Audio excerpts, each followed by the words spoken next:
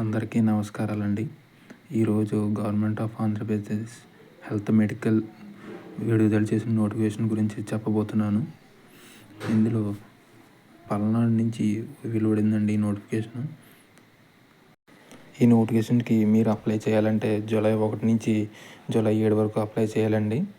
6వ తారీఖు కల్లా పోస్ట్ వెళ్ళిపోవాలండి. ఇందులో 5 రకాల పోస్టులను భర్తీ చేస్తారండి. అందులో lab attendant, theatre assistant, general duty attendant, post mortem assistant, office subordinate. ప్రతి పోస్ట్ని కూడా అవుట్సోర్సింగ్లోనే భర్తీ చేస్తారండి. మెయిన్గా జనరల్ డ్యూటీ అటెండెంట్కి అయితే 16 పోస్టులు, ల్యాబ్ అటెండెంట్కి 1, theatre assistant 1, post mortem assistant 2, office subordinate 2 ఇలా భర్తీ చేస్తారండి. ప్రతి దానికి 15,000 జీతం ఇస్తారండి. రోస్టర్ పాయింట్ని కూడా మెయింటైన్ చేస్తారండి. థియేటర్ అసిస్టెంట్కి అయితే 10th పాస్ అవ్వాలి. ల్యాబొరేటరీ అటెండెంట్స్కి అయితే 10th ప్లస్ ఇంటర్. ఎంఎన్ఓకి అయితే 10th. పోస్ట్ మార్టం అసిస్టెంట్కి 10th. ఆఫీస్ సబార్డినేట్ కూడా 10th పాస్ అవ్వాలండి. ఈ సర్టిఫికెట్లు అన్నీ మీ దగ్గర కంపల్సరీగా ఉండాలి. 10th ఇంటర్ పాస్ అయిన వాళ్ళకి బాగా ఉపయోగపడుతుందండి ఈ నోటిఫికేషను.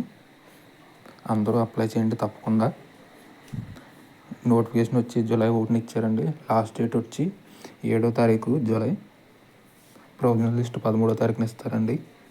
ప్రతి దాన్ని కూడా మీరు ఎన్వలప్లో పంపాలి. ఏజ్ లిమిట్ వచ్చేసి 18 సంవత్సరాల నుంచి 42 సంవత్సరాల వరకు అప్లై చేసుకోవచ్చండి.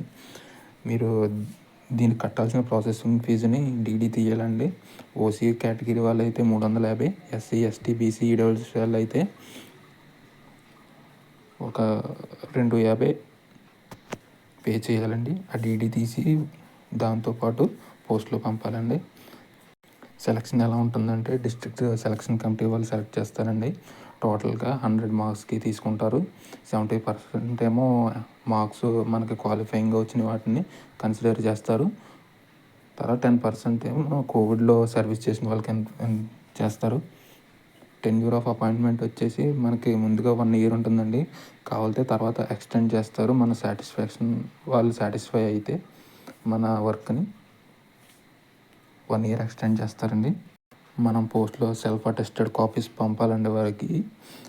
10th certificate, 10th pass certificate, study సర్టిఫికేట్లు మనం 4th నుంచి 10th వరకు, క్యాస్ట్ సర్టిఫికేట్, ఈడబ్ల్యూఎస్ ఉంటే EWS certificate, southern certificate, in case disable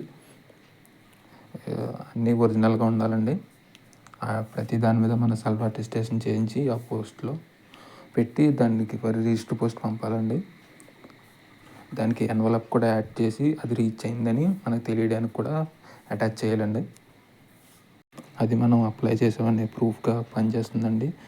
ప్రత్యేకించి ఇది పల్నాడు జిల్లాకి సంబంధించిందండి. పల్నాడు జిల్లా వాళ్ళు మాత్రమే అప్లై చేయాలి. వాళ్ళని కన్సిడర్ చేస్తారు, మిగతా వాళ్ళని కన్సిడర్ చేయరు.